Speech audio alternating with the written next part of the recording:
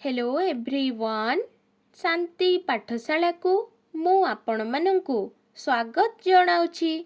आजिकार एक नूतन भिडियो रे आमे आलोचना करिबा तुमर कोनोसी एक रेल भ्रमण विषय वस्तु को नै एक सुंदर रचना।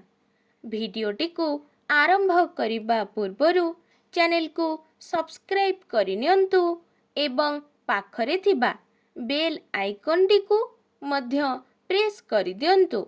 चलंतु आरंभ करिबा। आगो कालरे लोकमाने कोनोसी स्थान को जिबाकु हेले चाली चाली जाउथिले। अल्प दूर बाट जिबाकु हेले सेमानंकु बहुत दिन लागुथिला। सेमाने बाटरे रही रही जाउथिले। किंतु आजिकाली भ्रमण करिबाकु बहुत प्रकार जानवाहन बाहरिलाणी एवं खूब अल्प समय मध्यरे निर्दिष्ट स्थान रे पहुँची पारुछि।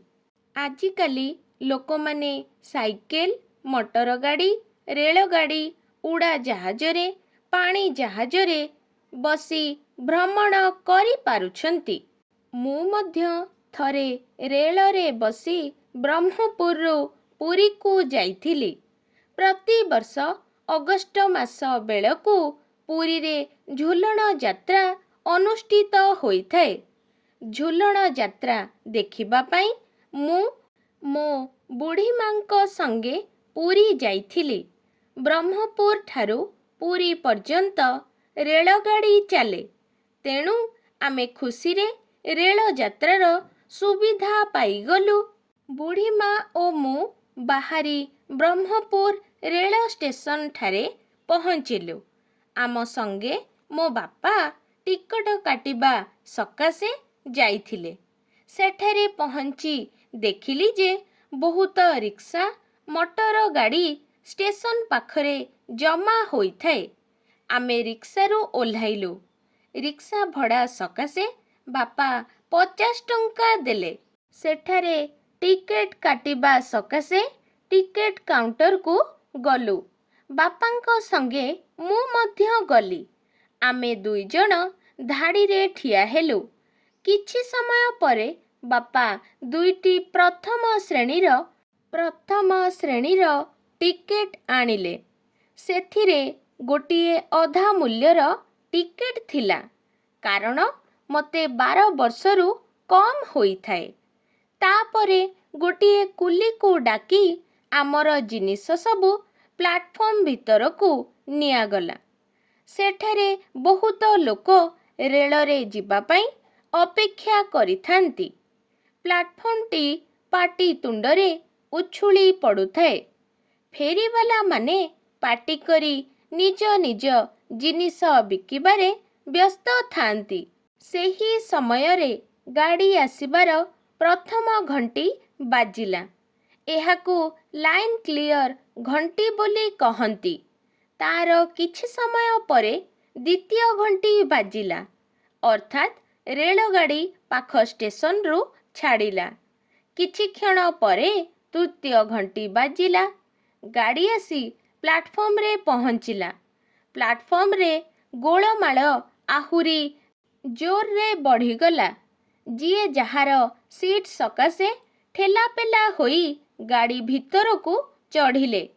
गाड़ी भितरू मध्य अन्य लोकमाने ठेलापेला होई बाहर को आसिले। माँ ओ मु गोटिए प्रथम श्रेणी डब्बारे चढ़िलु। अन्य डब्बा गुड़िक अपेक्षा एही प्रथम श्रेणी डब्बार मूल्य अधिक थिला।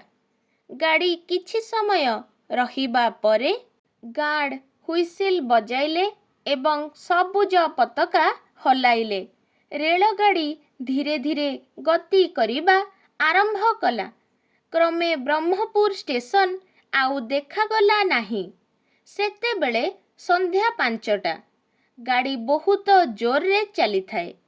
गाड़ी चलिला बेले आमर दुई पाखरे थिबा गछलता तार विपरीत दिग को धाउथिबा भली देखा जाउथाए।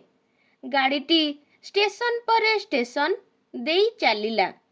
କିଛି ସମୟ ପରେ ଖୋର୍ଦ୍ଧା ଷ୍ଟେସନରେ ପହଞ୍ଚିଲା। ଖୋର୍ଦ୍ଧା ଷ୍ଟେସନଟି ଦେଖିବାକୁ ଅତି ବଡ଼। ସେଠାରେ ଗାଡ଼ି ବହୁତ ସମୟ ଅଟକିଲା। ତେଣୁ ଆମେ କିଛି ଜଳଖିଆ ଖାଇଲୁ। ତାପରେ ରେଳ ଯାଇ ଭୁବନେଶ୍ୱର ଠାରେ ପହଞ୍ଚିଲା। ସେଠାରେ ଗୋଟିଏ ଟିଟିଆଇ ଆମ ଡବା ଭିତରକୁ ଚଢ଼ିଲେ। ସମସ୍ତଙ୍କର ଟିକେଟ ଦେଖିଲେ। ଯେଉଁ ଲୋକମାନେ ବିନା ଟିକେଟରେ ବସିଥିଲେ ସେମାନଙ୍କୁ ଫାଇନ୍ ଦେବାକୁ ପଡ଼ିଲା ଏବଂ ଟିକେଟ କାଟିବାକୁ ପଡ଼ିଲା। ସେତେବେଳକୁ ଖୁବ୍ ରାତି ହୋଇଯାଇଥାଏ। ମା ଓ ମୁଁ ଶୋଇପଡ଼ିଲୁ। ଯେତେବେଳେ ମୋତେ ବୁଢ଼ୀମା ନିଦରୁ ଉଠାଇଲେ ସେତେବେଳେ ଆମେ ପୁରୀ ଷ୍ଟେସନରେ ପହଞ୍ଚି ଯାଇଥିଲୁ। ଲୋକମାନେ ଗାଡ଼ିରୁ ଓହ୍ଲାଇ ବାହାରକୁ ଯାଉଥିଲେ। ଆମେ ମଧ୍ୟ କୁଲି ଦ୍ୱାରା ଜିନିଷପତ୍ର ବୋହି ନେଇ ଗୋଟିଏ ରିକ୍ସାରେ ବସିଲୁ। ତାପରେ ଆମେ ଦୁହେଁ ଯାଇ ଗୋଟିଏ ଧର୍ମଶାଳାରେ ପହଞ୍ଚିଲୁ। ପ୍ରଥମ ଥର ରେଳ ଯାତ୍ରାଟି ମୋତେ ଖୁବ୍ ଆନନ୍ଦ ଦେଇଥିଲା। ମୁଁ ଭାବିଲି ଯେ ବଡ଼ ହେଲେ ବହୁତ ଟଙ୍କା ରୋଜଗାର କରି ଆହୁରି ଅନେକ ଦୂର ସ୍ଥାନକୁ ମୋ ପରିବାର ସହିତ ବୁଲିବାକୁ ଯିବି। ଆଜିକାର ଭିଡ଼ିଓଟି ଆପଣଙ୍କୁ କିପରି ଲାଗିଛି କମେଣ୍ଟ ମାଧ୍ୟମରେ ନିଶ୍ଚୟ ଜଣାଇବେ ଏବଂ ଲାଇକ୍, ସେୟାର, ସବସ୍କ୍ରାଇବ୍ କରିବାକୁ ଜମାରୁ ଭୁଲିବେନି। ଧନ୍ୟବାଦ।